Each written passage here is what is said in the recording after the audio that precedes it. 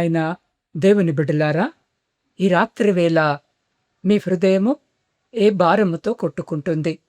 రేపటి గురించి ఆలోచిస్తూ రాబోయే మాసంలో వచ్చే ఖర్చులను ఎలా తీర్చాలో తెలియక మీ కంటి నిద్ర కరువైందా? మీ వ్యాపారం ఏమవుతుందో, ఉద్యోగం ఉంటుందో ఊడుతుందో అని భయపడుతున్నారా? మీరు అనుభవించే ఆ వేదనను చూసిన దేవుడు ఇలా అంటున్నాడు, నువ్వు రేపటి భారాన్ని ఈరోజే ఎందుకు మోస్తున్నావని. నా ప్రియ సహోదరి సహోదరులారా, మీ అందరికీ ప్రభువైన యేసుక్రీస్తు నామములో నా హృదయపూర్వక వందనాలు. ఈరోజు మనము యేసు నేర్పించిన పరలోక ప్రార్థనలోని మరో అద్భుతమైన మన హృదయాలను కదిలించే వాక్యాన్ని ధ్యానించబోతున్నాం. మాకు కావలసిన ఆహారమును నేడు మాకు దయచేయము. ఈ ప్రార్థనను మనము చిన్నప్పటి నుండి ఎన్నోసార్లు చెప్పాము, ఎంతో భక్తితో విన్నాము. కానీ ఒక్కసారి ఇక్కడ ఆగి మీ హృదయముతో ఆలోచించండి. లోకరక్షకుడైన యేసు క్రీస్తు మాకు ఒక సంవత్సరానికి కావలసిన ఆహారాన్ని ఇవ్వుము అని తండ్రిని అడగమని చెప్పలేదు. కనీసము వచ్చే వారానికి లేదా రేపటికి కూడా సరిపడా ఆహారాన్ని దాచిపెట్టుకునే భాగ్యాన్ని ఇవ్వుమని అని కూడా అడగమని చెప్పలేదు. ఎందుకు ఆయన కేవలము నేడు అనే మాట మాట్లాడారు? అవును, ఈ ఒక్క రోజు అని మాత్రమే అడిగాడు. ఈ ఒక్క చిన్న పదములో దేవునిపై సంపూర్ణ విశ్వాసముతో, భయముతో గురించిన ఆందోళన మిమ్మల్ని నిద్రపోనివ్వడం లేదా? భవిష్యత్తు ఏమవుతుందో అనే భయము మీ హృదయాన్ని పీడిస్తుందా? అయితే ఈ సందేశము దేవుడు మీకోసమే పంపిస్తున్నాడు. కాబట్టి ఈ క్షణము మనమందరము తలలు వంచి కళ్ళు మూసుకొని చిన్న ప్రార్థన చేసుకొని వాక్య ధ్యానములోనికి ప్రవేశిద్దాం. పరిశుద్ధుడవైన మా తండ్రి, కృపగల దేవా, ఈ రాత్రి వేళ నీ పాదాల చెంతకు వచ్చిన ప్రతి బిడ్డను మీరు ఆదరించండి తండ్రి. ఎవరైతే రేపటి గురించిన ఆందోళనతో, ఆర్థిక ఇబ్బందులతో, ఒంటరితనముతో, కన్నీళ్లతో ఈ సందేశాన్ని వింటున్నారో వారి హృదయాలను నీ దైవిక సమాధానముతో నింపండి. నీ వాక్యము ద్వారా వారితో వ్యక్తిగతంగా మాట్లాడమని యేసు పరిశుద్ధ నామములో ప్రార్థించి అడిగి పొందుకొని ఉన్నాము మా పరమ తండ్రి. ప్రియ సహోదరి సహోదరులారా, రండి మనమొకసారి సమయము వెనక్కి ప్రయాణించి అద్భుతమైన ఎడారిలోకి వెళదాం. ఇప్పుడు మనము సుమారు 3500 సంవత్సరాల క్రితానికి వెళదాం. మోషే నాయకత్వంలో లక్షలాది మంది ఇశ్రాయేలీలు ఐగుప్తు బానిసత్వము నుండి, ఆ క్రూరమైన కష్టాల నుండి దేవుని అద్భుత హస్తము ద్వారా విడుదలయ్యారు. ఎంతో సంతోషముగా నడుచుకుంటూ వచ్చారు. కాని ఇప్పుడు వారి ముందు అంతులేని మహా ఎడారి ఉంది. చుట్టూ చూస్తే కేవలము ఇసుక తిన్నెలు, ఎండ, నిశ్శబ్దము మాత్రమే కనిపిస్తున్నాయి. అక్కడ వ్యవసాయం చేయడానికి భూమి లేదు, పంటలు పండవు, కొనుక్కొనడానికి దుకాణాలు లేవు, పోషించడానికి బంధువులు లేరు. మరంత పెద్ద జన సమూహానికి ఆహారము ఎక్కడి నుండి వస్తుంది? చిన్నపిల్లల ఏడుపులు, ఆకలి కేకలు వినబడుతుంటే ఆ తల్లుల హృదయాలు ఎంతగా గాయపడి ఉంటాయో కదా. ప్రజల్లో ఆందోళన, భయము, నిరాశ మొదలయ్యాయి. వారు మోషే దగ్గరికి వచ్చి ఎంతో వేదనతో, కోపముతో, మేమేమి తింటామో, ఈ అరణ్యములో ఆకలితో చనిపోవడానికి మమ్మల్ని తీసుకొచ్చావా అని అడిగారు. నా ప్రియ సహోదరి సహోదరుడా, ఈ ప్రశ్న కేవలం ఒక పూట ఆహారము గురించినది మాత్రమే కాదు. ఇది వారి హృదయ అంతరాల్లో నుండి వచ్చిన ఒక పెద్ద అవిశ్వాస ప్రశ్న. ఈ శూన్యములో, ఈ ఎడారిలో దేవుడు నిజముగా మన అవసరాలను తీర్చగలడా? ఆయనకు మనపై ప్రేమ ఉందా అని మీ జీవితంలో కూడా చుట్టూ సమస్యలనే ఎడారి కనిపిస్తూ ఉన్నప్పుడు ఇలాంటి ప్రశ్నలే మీ మనసును కూడా తొలిచేస్తాయి. అలాంటి భయంకరమైన పరిస్థితిలో నిర్గమకాండము 16వ అధ్యాయములో దేవుడు ఒక అద్భుతమైన కార్యాన్ని చేశాడు. మానవ మేధస్సుకు అందని ఒక పరలోక ఆశ్చర్యాన్ని భూమిపై చూపించాడు. ఉదయము కాగానే ఎడారిపై ఉన్న మంచు తొలగిపోయిన తరువాత భూమి మీద చిన్న తెల్లని గుండ్రని పదార్థము మంచు వలె కురిసి కనిపించింది. ఇశ్రాయేలీలు ఉదయాన్నే లేచి తమ గుడారాల వెలుపలకి వచ్చి చూసి ఆశ్చర్యపోయారు. ఒకరి మొహము ఒకరు చూసుకుంటూ మన్హూ అని అడిగారు. వారి భాషలో ఆ మాటకు అర్థము ఇది ఏమిటి, ఇది ఏమిటి అని. అవును, వారికి అది అర్థము కాలేదు. అక్కడి నుంచే దానికి మన్నా అనే పేరు వచ్చింది. ఇది ఈ లోకములో పండే సాధారణ ఆహారము కాదు. ఇది పరలోకపు రాజభవనము నుండి, దేవదూతలు తినే భోజనశాల నుండి, సాక్షాత్తు దేవుని హస్తాలతో పంపబడిన పరలోక ఆహారము. దేవుడు ప్రతి ఉదయము వారు నిద్ర లేవక ముందే ఆకాశపు కిటికీలను తెరిచి వారి కొరకు ఆ మన్నాను కురిపించాడు. అయితే ఇక్కడే దేవుడొక ఆశ్చర్యకరమైన వింతైన ఆజ్ఞనిచ్చాడు. మోషే ద్వారా దేవుడు వారితో ఇలా చెప్పాడు, ఈ రోజుకు కావలసినంత మాత్రమే, మీ ఇంట్లో ఉన్న ప్రాణాల లెక్క చొప్పున మాత్రమే సేకరించండి అని. ఒక్కసారి ఆలోచించండి ప్రియులారా, ఎందుకు దేవుడల్లా అన్నాడు? ఎక్కువగా దాచుకోవచ్చుగా. రేపటి కోసము పెద్ద పెద్ద పెట్టెల్లో నిల్వ పెట్టుకుంటే భయము ఉండదు కదా. మానవ సహజమైన ఆలోచనతో కొందరు దేవుని మాట వినకుండా రేపటి కోసము ఆకలి భయముతో మన్నాను దాచిపెట్టుకున్నారు. కాని ఆశ్చర్యమేమిటంటే, అలా లోభత్వముతో భయముతో దాచిన మన్నా మరుసటి రోజు ఉదయానికి పురుగులు పట్టి దుర్వాసన కొట్టి పాడైపోయింది. దేవుడెందుకు అలా చేశాడో అని ఆలోచన చేస్తే, ఎందుకంటే దేవుడు తన పిల్లలకు అరణ్య పాఠశాలలో ఒక గొప్ప విశ్వాస పాఠాన్ని నేర్పించాలనుకున్నాడు. నా పిల్లలారా, నిన్నటి ఆహారముతో ఈరోజు బ్రతకలేరు, రేపటి భారాన్ని ఈరోజే మోయలేరు. ప్రతిరోజు ప్రతి ఉదయము మీ కన్నులు నా వైపు తిప్పి నాపై మాత్రమే ఆధారపడటము నేర్చుకోండి అని దేవుడు కోరుకున్నాడు. విశ్వాసము అనేది జీవితంలో ఒక్కసారి చేసి వదిలేసే పని కాదు. అది ప్రతి ఉదయము మోకరిల్లి దేవుని కృప కొరకు నూతనంగా ప్రారంభించాల్సిన ఒక పవిత్రమైన జీవన విధానం. ప్రియ సహోదరి సహోదరులారా, ఇప్పుడు మళ్ళీ యేసు ప్రభు నేర్పించిన ప్రార్థన దగ్గరికి వద్దాం. మాకు కావలసిన ఆహారమును నేడు మాకు దయచేయము. యేసు ప్రభువుకు నిర్గమకాండములో జరిగిన ఈ మన్నా సంఘటన పూర్తిగా తెలుసు. ఆయనతో ఉన్న శిష్యులు కూడా చిన్నప్పటి నుండి సభా మందిరాలలో ఈ కథను ఎంతో భక్తితో విని పెరిగినవారే.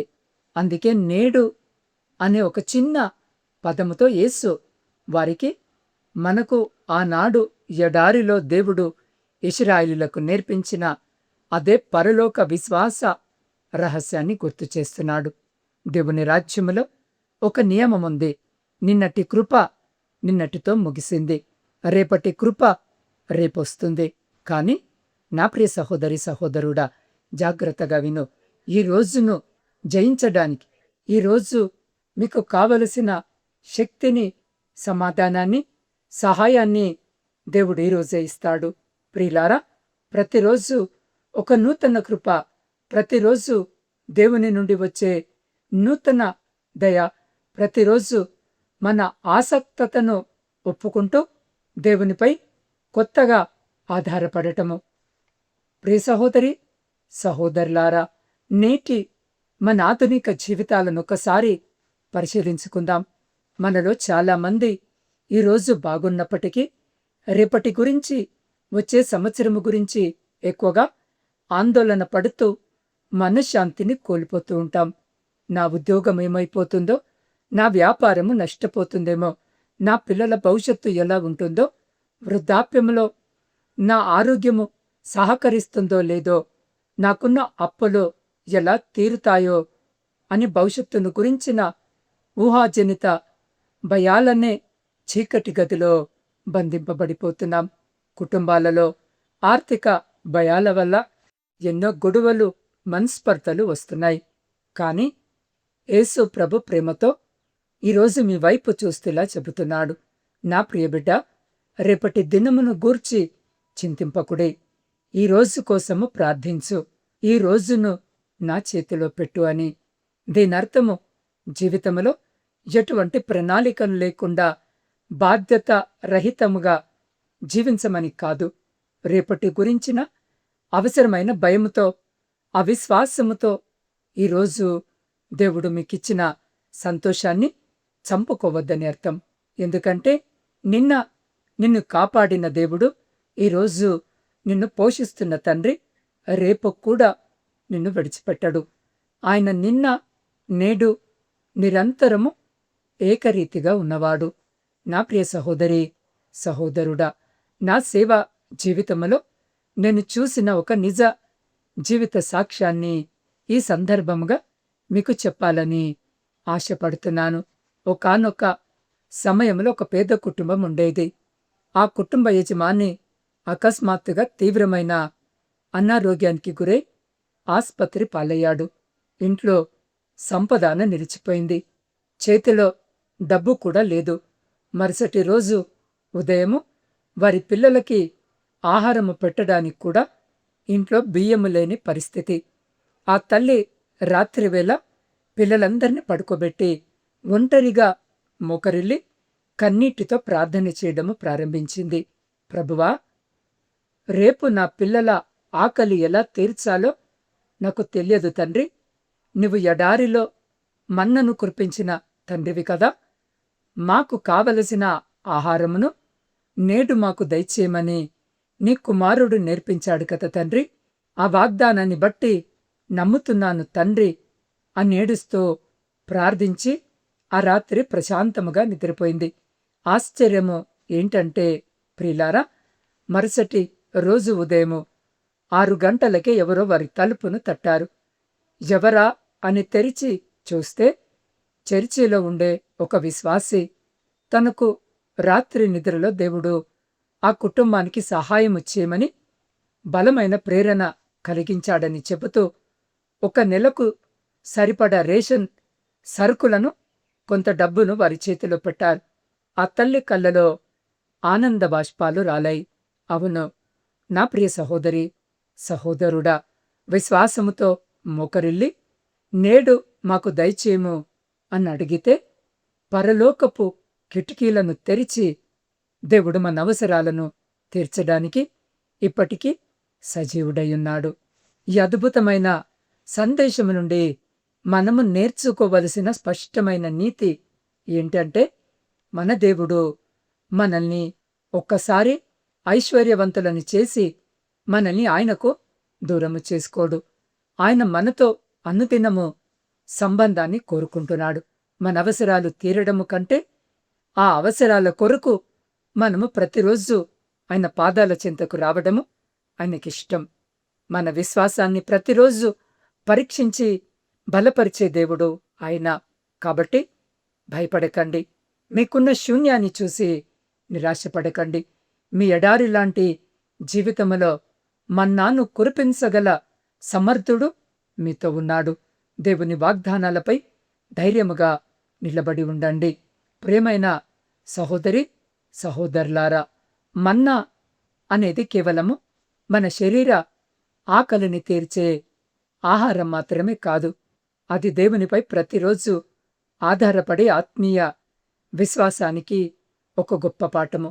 కానీ దీని వెనుక ఇంకా ఒక అద్భుతమైన పరలోక రహస్యము దాగి ఉంది. నూతన నిబంధనలో యోహాను సువార్త 6వ అధ్యాయములో యేసు ప్రభు ప్రజలతో మాట్లాడుతూ హఠాత్తుగా ఒక పెద్ద ప్రకటన చేశాడు. నేనే జీవాహారమును అని అన్నాడు. ఒక్కసారి ఆలోచించండి. అరణ్యములో మోషే ఇచ్చిన మన్నాకు యేసు క్రీస్తు ఉన్న ఆ అద్భుతమైన సంబంధం ఏమిటి?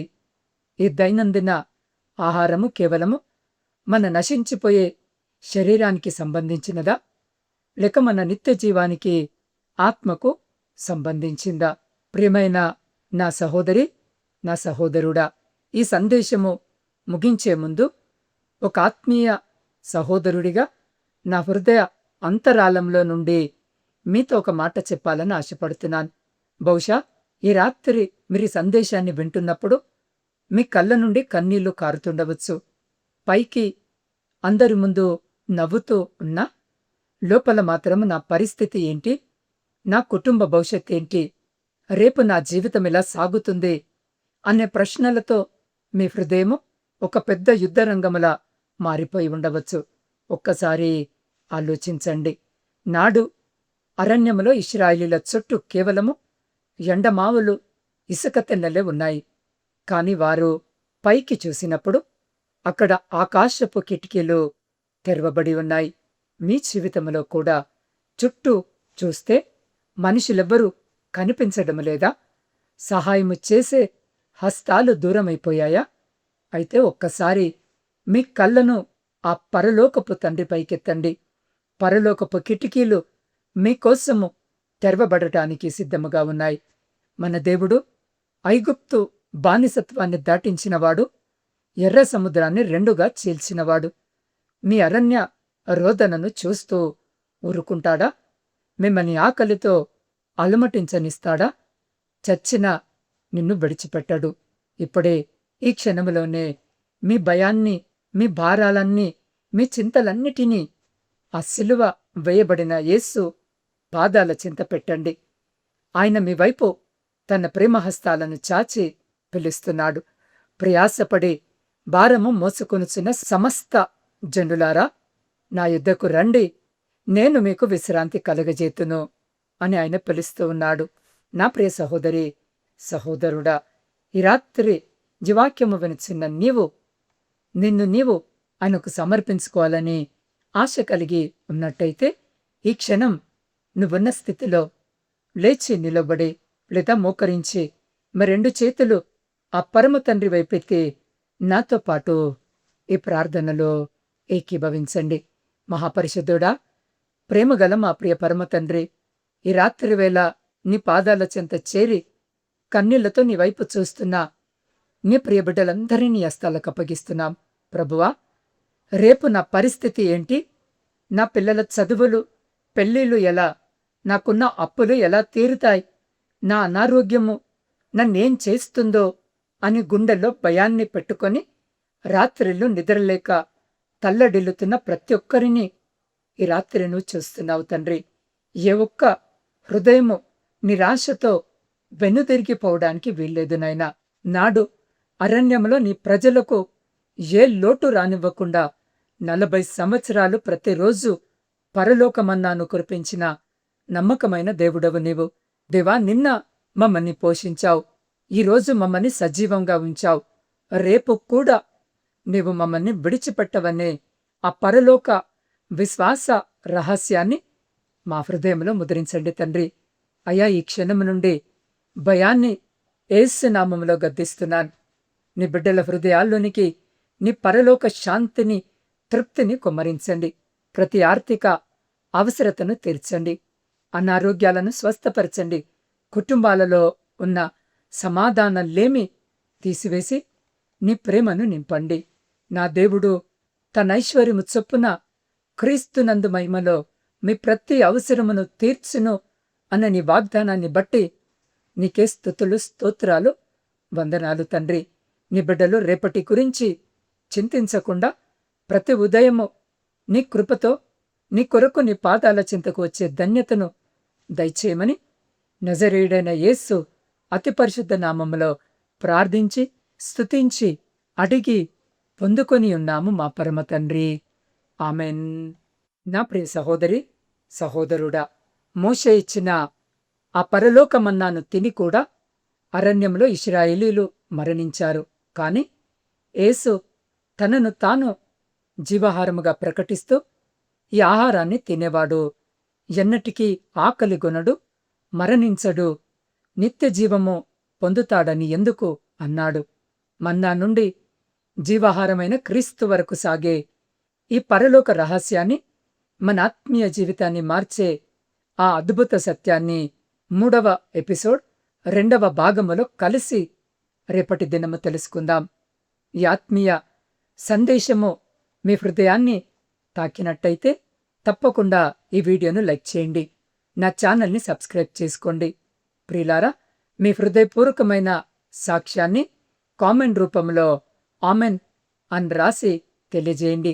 మీ ప్రత్యేక ప్రార్థన అవసరాలను స్క్రీన్ మీద కనిపిస్తున్న నా వాట్సాప్ నంబర్కి సందేశము ద్వారానైనా సరే, లేదా నేరుగా నాకు ఫోన్ చేసైనా సరే మీ సమస్యలను తెలియజేసినట్టయితే నేను మీ కొరకు ప్రతిదినము ప్రార్థిస్తాను.